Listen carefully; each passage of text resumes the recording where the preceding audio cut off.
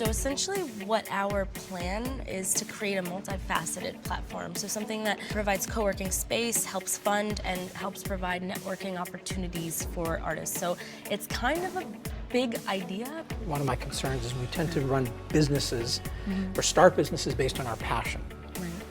What we need to do is create businesses based on a pain we're solving. Really love to see you somehow connect with artists and say, look, what is the biggest pain points you have? What are the problems that if we could solve them, you'd be willing to pay for it? And what are you willing to pay for it? My guess is, for a lot of artists, it's selling is their biggest pain point. It's not creation. I know a lot of artists who are brilliant creators, they just don't have an outlet to get distribution. So if you shift a little bit more heavily on the distribution side, then I think you're going to solve the biggest problem, which then gives you the money to solve all the other problems you want to solve. Right.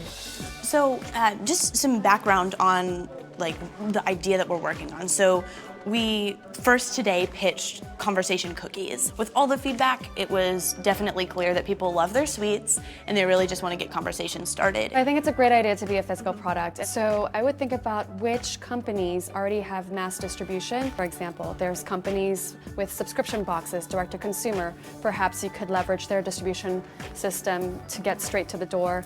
You know, subscription boxes, especially with regards to food, or even, you know, like beauty. You know, perhaps your cookie is going to be so beautiful that it could be part of a Birchbox or some, you know, beauty subscription box. We're basically looking for the pop.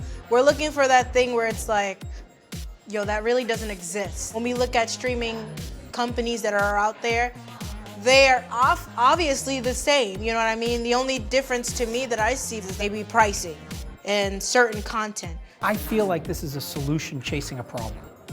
I don't know yet what the problem is. I mean, here's the reality. Successful businesses are ones which you solve a problem that somebody's willing to open up their wallet and throw the money on the table. I don't feel that yet. And just because somebody hasn't done it before doesn't mean you should. There might actually be a good reason nobody's done it before. That is true. So you need to just start thinking through these things. And I also love the fact that you two are different. That's usually, for me, in the long run, the key to a successful team.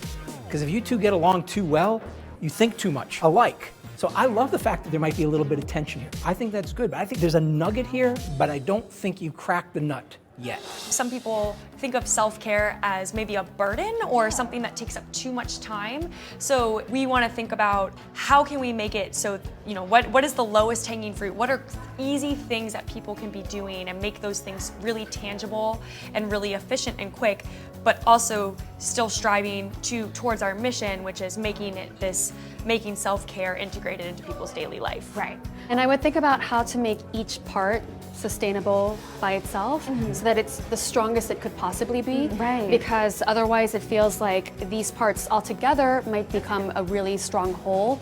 But if one by itself can't sustain itself when you're building it out, you might not be able to achieve the right traction to eventually build out the whole whole.